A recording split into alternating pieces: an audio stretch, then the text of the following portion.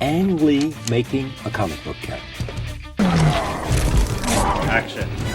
Hey. And then when you say Ang Lee plus the Hulk, of course everybody thought, well, that's bizarre. How you doing?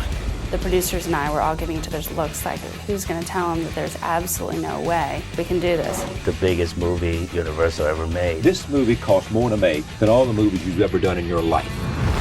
I don't know how much this is going to cost. A lot. 10 times more than all of them put together.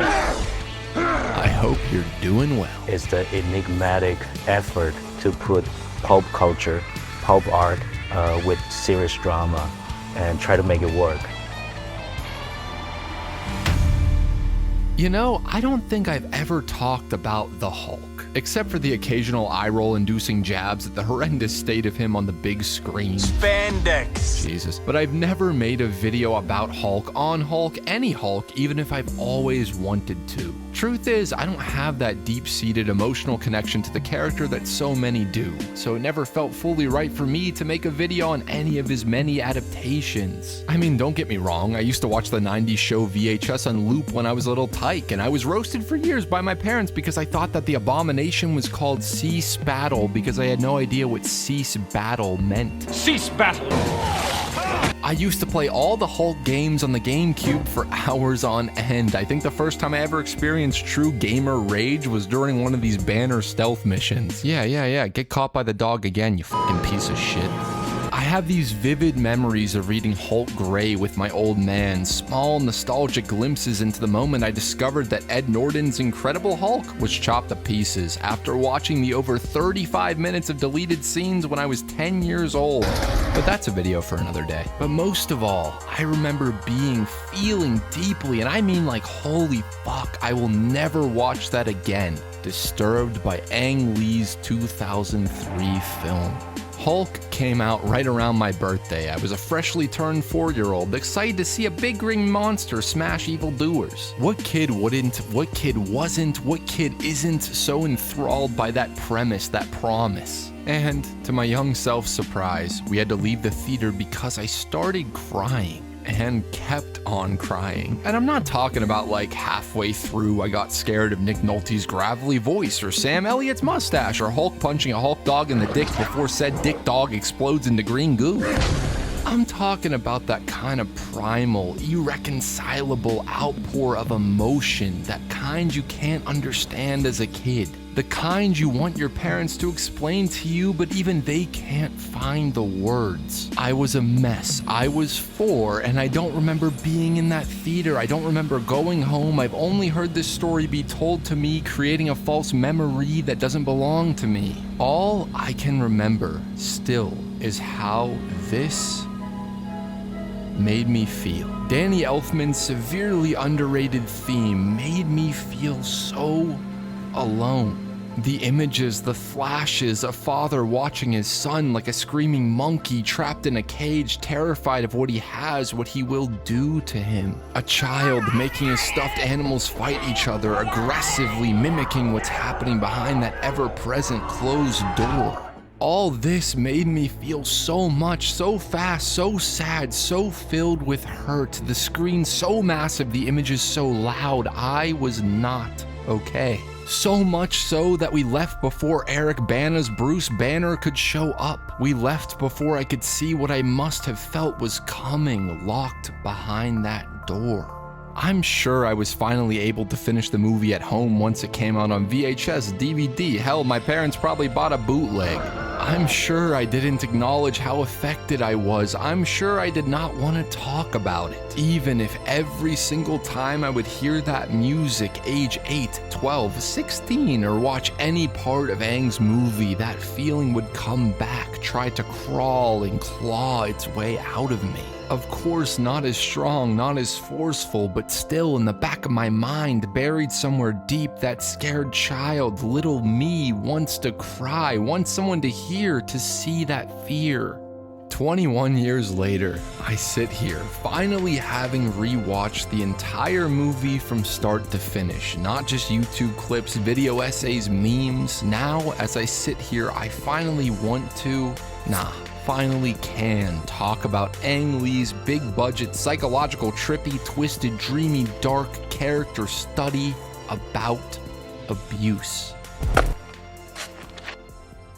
But you know what makes me angry, like really truly turns my skin green? Smelling like Oscar the Grouch's leftover salami. I've always been a huge fragrance guy, for real. We focus so much on look, style, all to build a sense of self, but to me, what you smell like is just as important. Recently, I've been rocking Eros Flame by Versace, a fiery, woody, and amber fragrance that makes me confident and ready for action. I tend to like the smoky, jazzy kind of scents, which is why the dark rum, sandalwood-infused Anti-Hero by Cura Chicks is the perfect vibe for that night on the town. But that sounds expensive, right? Time-consuming, anger-inducing, I know, but with Scentbird, finding your perfect personal scent is made all too easy. Scentbird is an affordable, classy subscription box that can help you find your signature fragrances. It's a great solution, man, not just for beginners trying to develop their style, but for those of us who want to expand their fragrance knowledge and profile.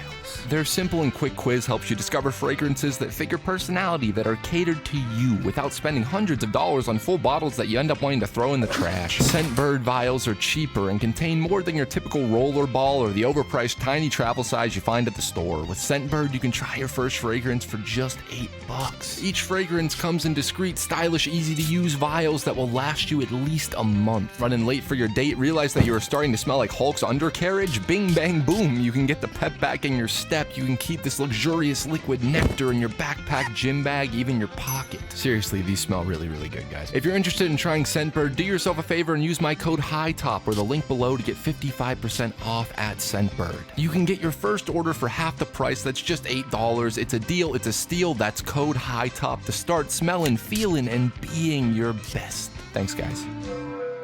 The year is 2003, and in 2003, there had been more than several failed attempts at adapting the Hulk to the big screen. A She-Hulk movie, the infamously canceled Incredible Hulk movie that was so deep into production that they spent millions of dollars to build these insane practical animatronics with realistic flesh. Hulk-sized handfuls of different scripts from different writers with different directors coming and going, plots ranging from Hulk fights the Abomination to Hulk fights the leader to Hulk fights terrorism. Nobody expected Hulk fights childhood trauma to be the one that finally saw the light of day. And that day is June 20th, exactly 21 years ago today, when Ang Lee's Hulk is released, unearthed upon the world.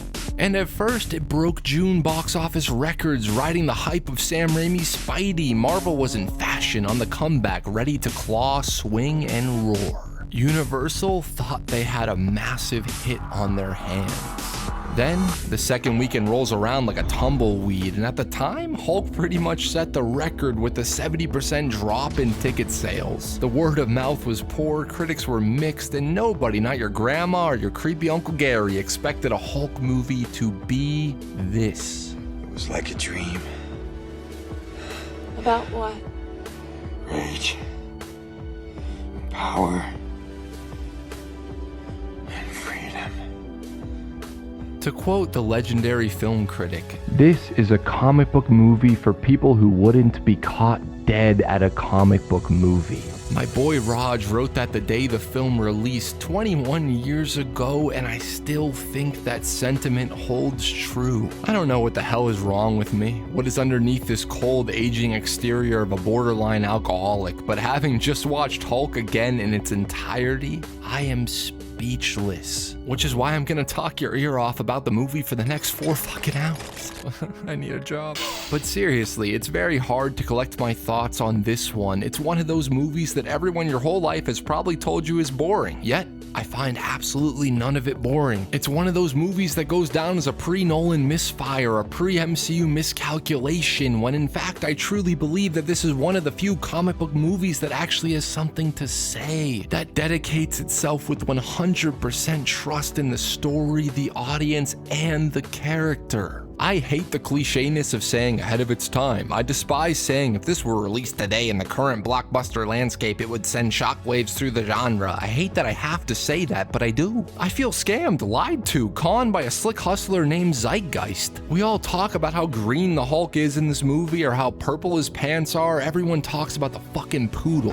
Yet, Few talk about how incredible the performances are and how delicately and deliberately Ang Lee directs them. Hulk operates in this insane zone where the dialogue at times is so on the nose, expository and comic booky, yet the performances are ultra grounded, natural. Nobody is playing the camp, acknowledging it. They aren't winking at you. The actors, the storytellers behind and in front of the camera are treating the mythology with the utmost respect. I love Eric Bana here. There's such an intensity behind every line read, even if he's joking, being a smartass. There's a detachment in his eyes. He's not like other people and he doesn't understand why, yet he wishes to connect with them, a vulnerable boy searching for that missing piece that will make him whole. There's something really caught off guard in his expression, very vulnerable and kind of stuck, kind of scared, kind of vulnerable and like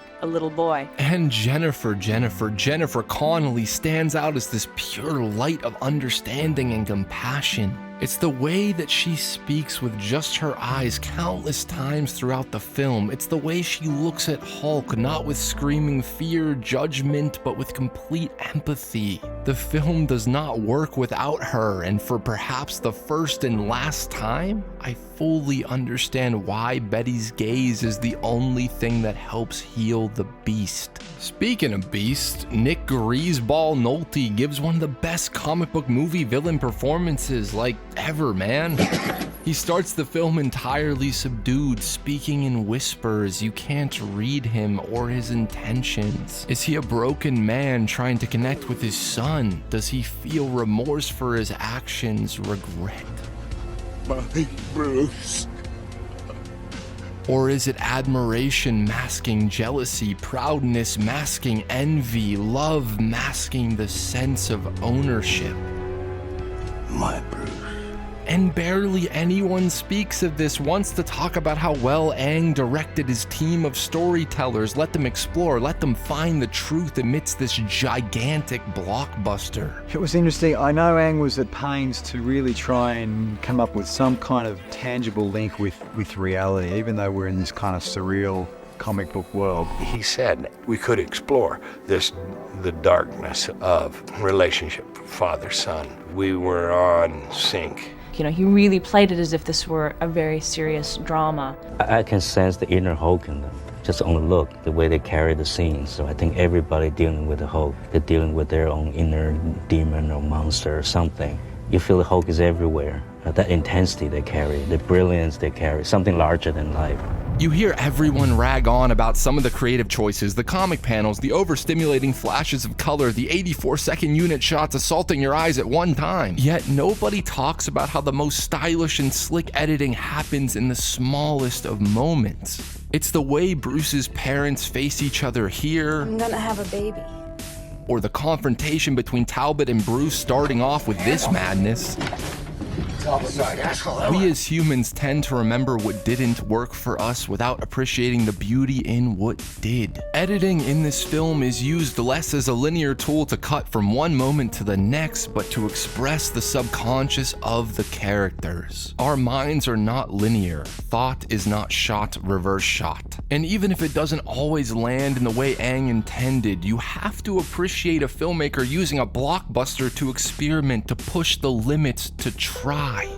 We talk on and on about the dated, incredible for the time, visual effects, but we do not talk about the fact that they spent millions of dollars exploding these buildings. We don't talk about the fact that they used wires to carry Jennifer Connelly around a real location, shove her into the car as if the wires were the hands of the Hulk. We don't talk about how insanely cool it is that hundreds of people work their asses off to do some insane shit like this. Or this. Ang and his team understood something that blockbusters and the filmmakers behind them seem to have forgotten. That in order to make a fully CG creature work, in order to achieve a genuine sense of scale, you need to have everything else feel all too real.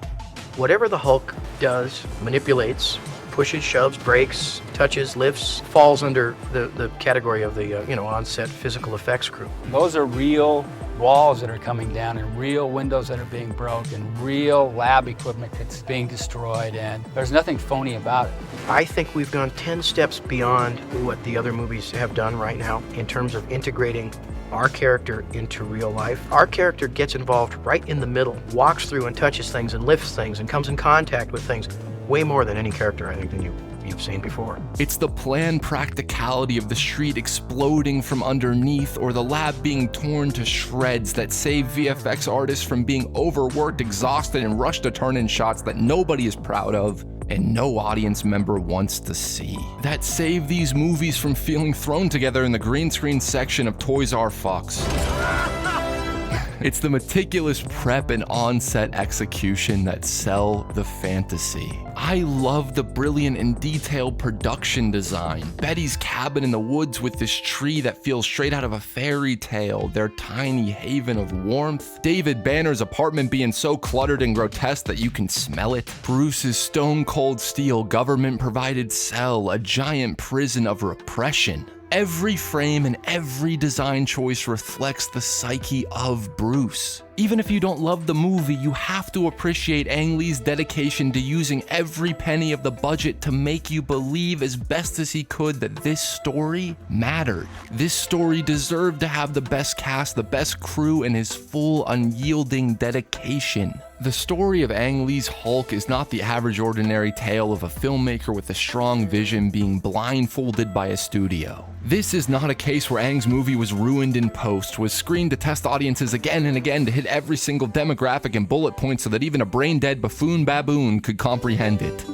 In fact, Hulk was never tested with an audience. You might not want to believe this, but the movie was never tested. Nobody's seen it. Which is unfucking heard of. The Hulk is big, as mad, as raging, as everything, is the good guy. In fact, Hulk was the pure, given the limitations of the technology at the time, unfiltered vision of a madman. You had Final Cut. Yeah. So this is your movie. You made the movie you wanted to make. Yes. The story of his Hulk is the story of a true artist with so many insane artistic, philosophical ideas being given the largest playground in all the toys to express a very human inner pain. Something that you too rarely see. And does it all work? Well, beauty is in the eye of the beholder, and to this beholder, no. It's not my idea of a perfect film. I truly do love so much of it, and I respect the ever hulking hell out of all the choices being made, even if those choices too often, to me, make the movie feel like a film at odds with itself. Here's a comic book movie that just might have the most disturbingly real depiction of the trauma, the PTSD, the isolation, and the anger that child abuse can cause. Here's a $137 million movie with lengthy poetic philosophizing scenes that care so much about what's underneath, what's inside us all. To improve on nature, my nature, knowledge of oneself, it's the only path to the truth that give men the power to go beyond God's boundaries. A movie with a Freudian flashback sequence where we go into a photograph, Bruce's memory, in which Betty Ross talks about a dream, a nightmare she had. Tell me about your dream. It starts with a memory. I think it's my first memory. It's this image I have. A memory within a memory, a reflection in which Bruce morphs into her father and begins to harm her, repeating the cycle of his father. Well, that's terrible. You know it never hurt you. This scene is 20 minutes into the movie before the Hulk ever appears. A scene that feels like something you should not be allowed to watch, a thought so private that it should only belong to the characters. Yet, throughout that very same movie, you are assaulted with freeze frames, literal comic book panels twisting, morphing, contorting all around the screen. Why kill your babies when you can merge all of them into one super baby? Why only use one super beautiful B-roll shot when you can use 7? In between the deeply raw and beautifully written speeches, you are served campy Stan the Man Lee-like dialogue about nanomeds. Nanomeds released. Nanomeds replicating cells on border. They worked. The nanomeds. Must be the nanomeds. Your anger is triggering the nanomeds. The nanomeds. It's two completely different zones of creating a literal visual translation of a comic book and a stripped down, slow burn, thoughtful character study based in complete, tragic, uncomfortable authenticity. Polar opposite tones, styles, constantly at war with each other. And maybe that's the point, right? The film itself, the way it's crafted by Ang, feels like a film half made by an emotionally repressed and constantly longing Bruce Banner, and half made by that inner child, that Hulk that once needs to roar. Ang never expected that to work for everyone. His struggle when making the film was trying to stay true to both sides of not just the character, but to himself as an artist and to those who desire a big summer blockbuster. It's not really about studio control. It's about how do I come to terms with the genre and the public out there. That's the real stress. Subconsciousness and doesn't have a logic. And I have to allow that to happen. On the same time, I'm a big boy now. I have to deliver a summer movie. It has to play a certain pattern. It was time for Ang Lee to make a summer movie. Yeah, but in my kind of way. It's one of those fascinating meta things that hurts your brain the more you think about it. In so many ways, we are watching a movie made by the fictional character it is adapting. We, the viewer, from the opening frames, feel Bruce's repression, his angst. We absorb his repressed memories as if they were ours. We look at Betty as if we are the ones in love with her. We fear our father's gaze. We are afraid to look at what's behind the door.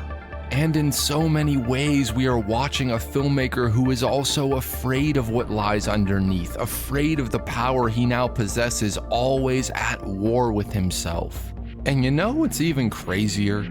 Ang Lee literally was the Hulk.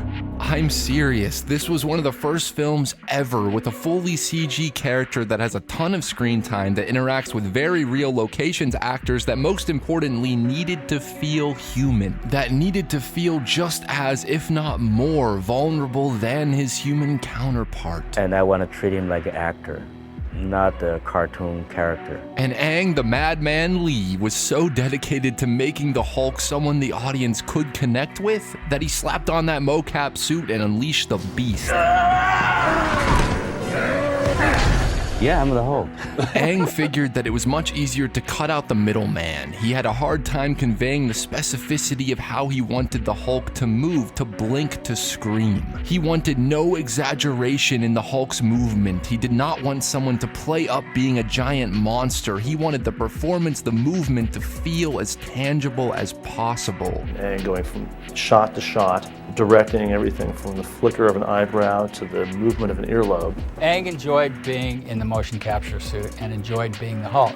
When he felt that he wasn't getting what he really wanted and he couldn't express it, he would get in the motion capture suit and go, this is what he should do. And Ang would say, you know, this isn't WWF wrestling.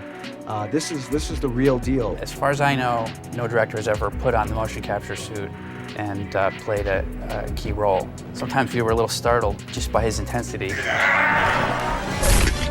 I have to participate hours a day to make it happen, make sure that the performance is what I meant, what I said. So I have to demonstrate how it was done. Eventually, I just Hulk out and I do the performances, and I have to create a whole movie as the Hulk experience, as a modern-day myth.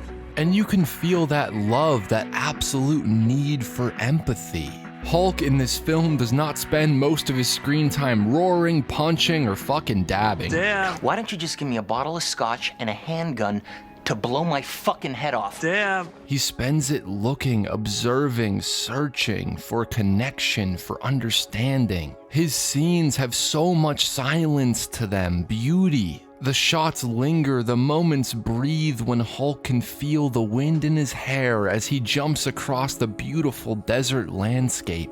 When he can take the time to acknowledge nature, how it's all connected. It's a baby seeing the world for the first time, a child finally being free to play, to feel. He never attacks people directly unless they attack him, a fear response. Bruce never fought back. He always kept that inner child repressed. Hulk will protect himself in a way that Bruce hasn't. It's not about the tank twists or the super jumps. It's about the single tear after the violence, when he has the chance to see himself horrified at what he has been forced to become. Aang understood how crucial those moments of reflection are, so much so that he will interrupt an action scene that is so much genuine scale that feels so huge to give us a powerful dream sequence. A callback to adult Bruce's first scene, shaving, looking at someone in the mirror who is so broken, who feels so puny. Human. Hulk is the subconscious, allowed to speak to Bruce only in dreams, uttering what Bruce has always thought about himself. Most superheroes in their own ways are all allegories for trauma. This is one of the few adaptations that's mission is to explore that, dedicated to making the text, not even the subtext, so haunting and harrowing. I don't know if there has been any, not just superhero movie, but big budget genre film since that dared to commit so hard to being an authentic exploration of the abused, of the broken.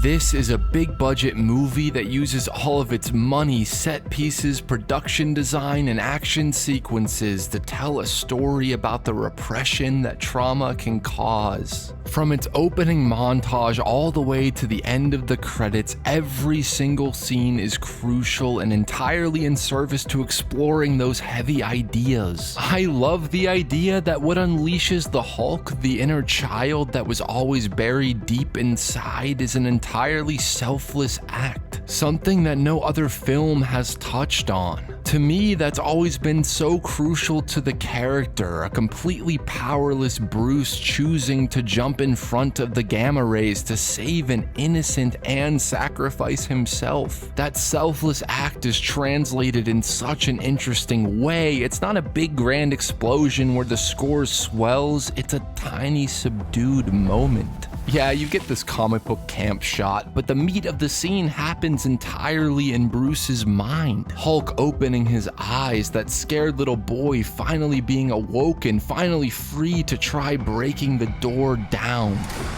Every single scene, every conflict, every transformation is set into motion by the two main characters' fathers. Thaddeus Thunderbolt Perfect Stash Ross and David Banner. One thing I never realized until this watch, Nick Nolte is credited only as father, not David Banner, just father. As if he's representing the absent, mythologized figure that is tragically so relatable to too many of us. The point is, action never comes from a predestined plot beat. Conflict comes from the sins of the father. Every single Hulk scene in this film is used not just to excite, but to examine the psyche of the abused. The first time Bruce transforms fully, he is being hit with the unstoppable, unspeakable, repressed memories kickstarted by David entering back into his life, crawling his way back from the grave that Bruce believed he lied in.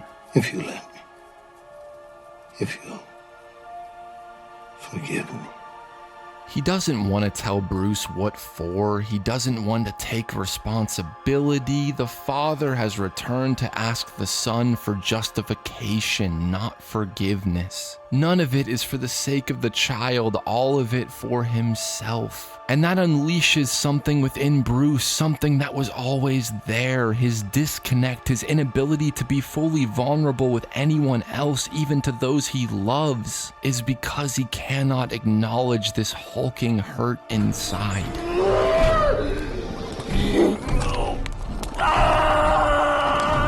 The Hulk in Ang Lee's movie is pain and trauma, the boiling feelings of isolation and rage that exist inside. The gamma just unleashed what was already there. Unleashed what? Me.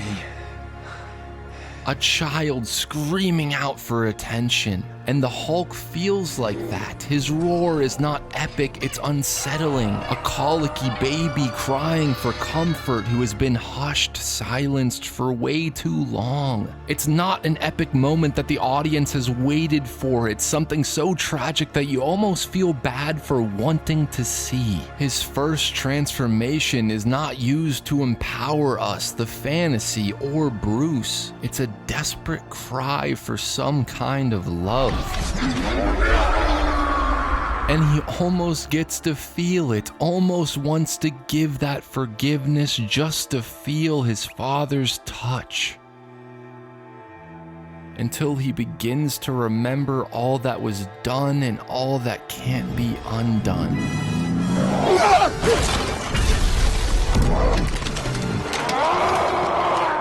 Bruce has seen his inner Hulk, his ugliness, the brokenness inherited from his father, and now all he wants to do... I will isolate it and treat it myself. I'll remove it and I'll kill it before it does any real harm. Fix the abuse, fix the trauma, but you cannot merely cut that part of yourself out, even if you wish to so badly. But would you really destroy part of yourself? I don't think so. When Ross enters the picture, the other father, he consistently has the choice every opportunity to show these children some empathy, some compassion. Yet his own pain allows him only to respond with apathy, judgment for sins that Bruce did not commit. Why is he such a threat to you? Because I know what he comes from. He is his father's son. Every last molecule of him. He says he doesn't know his father, but he's working in the same exact goddamn field his father did. So either he's lying, or it's something worse, and he's predestined to follow in his father's footsteps. I was gonna say damned.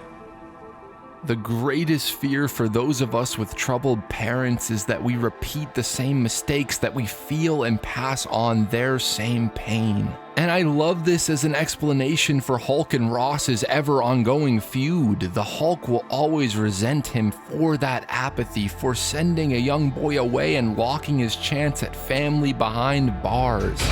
The next time we see the Hulk come out, it's when David sends the dogs on Betty to perhaps get back at Ross, or perhaps to take away Bruce's only chance of healing. Hulk's first meeting with Betty is so sad, a silent scene where they speak with their eyes.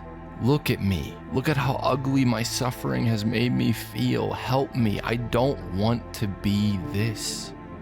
And of course, Betty is not appalled by Bruce's inner child. Betty has the same damage as Bruce, perhaps not as large, perhaps not as repressed, but they are kindred spirits. Confused and hurting kids, both trying so hard to not be controlled, not be defined by their parents.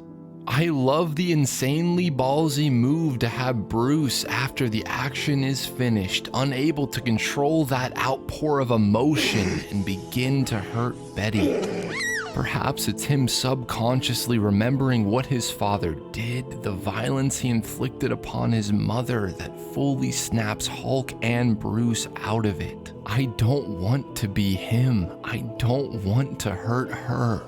I love the fact that Bruce is taken back, forced to revisit the source of his trauma, the remains of the Gamma explosion. A place stuck in time, a child stuck in place, broken, aged, but the same underneath, still denying there is anything sinister behind that door. What was in that room?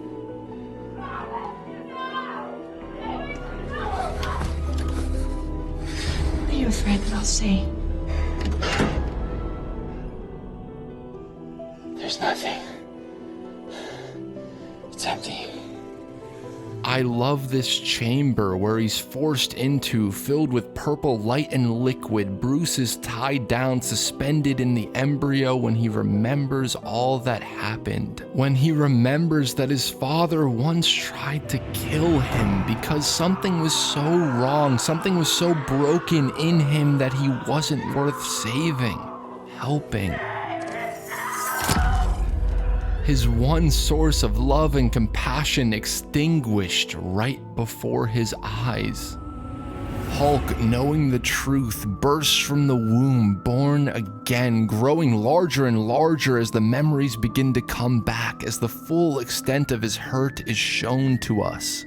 A physical wound is finite, but with emotions, what's to say that it won't just go on and on? This Hulk was created to heal, and it worked. A physical scar, a wound can be mended, but that is not immortality. That is nothing if you cannot heal what's inside, if you cannot confront where the trauma began.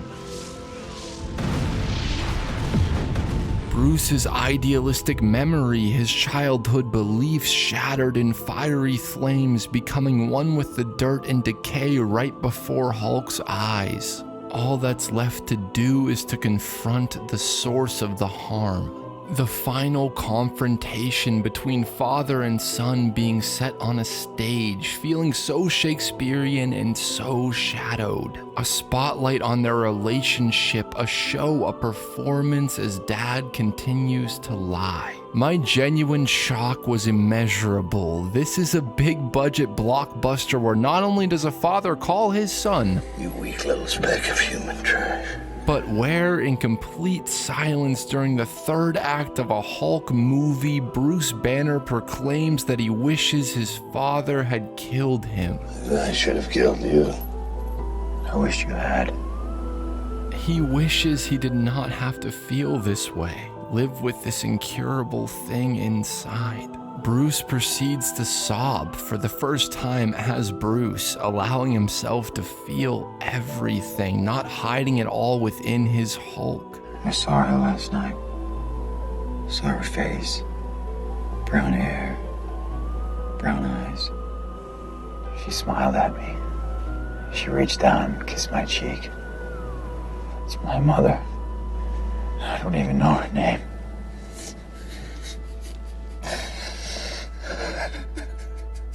Father does not show true compassion. He is only interested in what he views to be his son, his experiment. I came here to see my son, my real son. The hurting, powerful child that is never allowed to heal. Of course, Father has to become the absorbing man. It's the only supervillain, super creature that makes sense. He's taken so much from Bruce already, and he'll never stop. He'll never stop until his abuse has eradicated all the warmth, the love, the compassion. That's right. Keep fighting. The more you fight, the more of you I take. Father becomes what he has always been, a succubus, a cloud of negative energy, taking everything it can in order to feel a small sliver of power, of meaning. Sleep now, Bruce, and forget forever. Struggle no more, and give me all of your power. So overbearing, so large, so powerful that the Hulk, the inner child, is forced to speak. You think you can live with it? Take it! Take it all! Take my pain, take my trauma, Father. Take everything you've passed on to me, everything you didn't have to live with. Feel it, absorb it, live with it.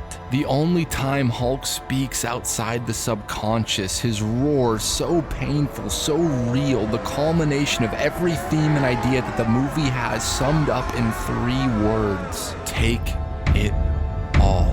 And Father can't. He cannot possibly face what he's done to his son. He cannot fathom the isolation, the anger, the screams, the boiling green blood, the thoughts, the feelings that cannot be removed. Take it back. It's not stopping. Take it back. Once you release that rage, finally freeing yourself from that green hatred, the sadness boiling your blood, once you finally feel seen, heard, felt, you are free to remember the brief moments of love, the moments where you felt safe, the fleeting happiness of being held, having a home. Sweet dreams.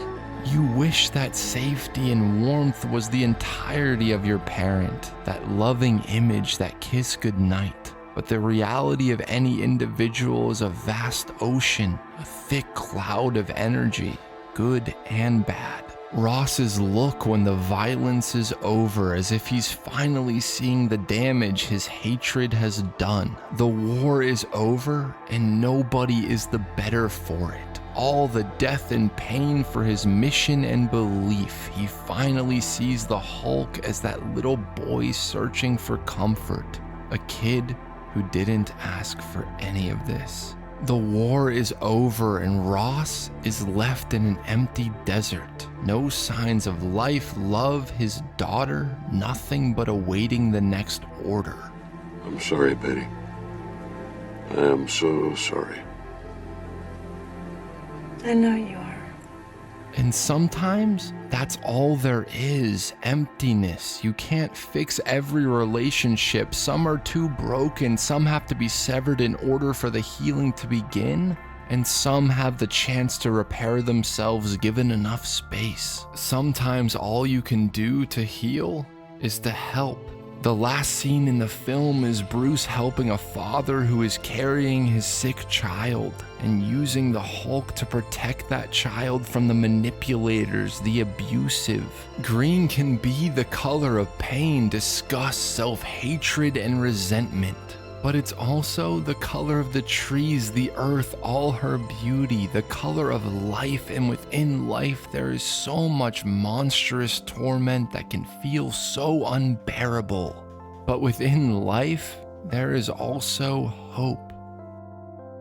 The tragedy of Ang Lee's Hulk is that the negative response wasn't due to the studio ruining the film. It wasn't Ang misunderstanding why people loved the myth of Bruce Banner. It wasn't the fact that the technology wasn't fully there yet. It wasn't anything Ang did or did not do. It was the audience. It was and still is us. Sometimes we don't want to be challenged. Sometimes out there stylistic choices do not work for us. Sometimes we do just want to see a big monster punch another big monster. Sometimes we don't want to be reminded of just how hurt we are. Ang's movie made me feel so many things that I did not want to feel. It unleashed memories that I tried to keep buried. I think when I was a child, that's why I responded so intensely, so immediately. I wasn't just watching a movie, I was looking into a mirror.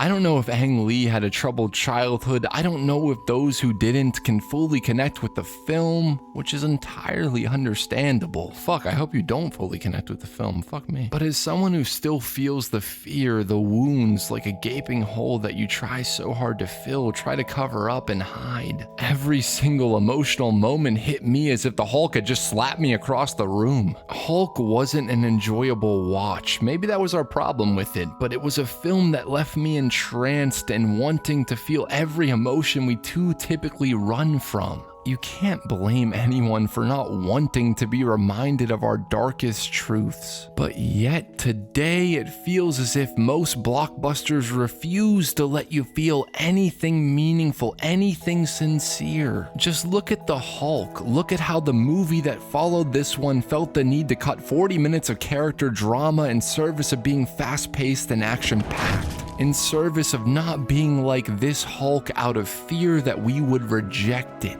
Now it's as if we reject sincerity, complexity in service of irony, parody, comfortability, the repercussions of our rejection, the unwillingness to look within. Eventually, all that bottled up fear, that turns to rage, metastasizing, eating you from within until all that's left is an empty, hollow shell of something that was once brimming with emotion.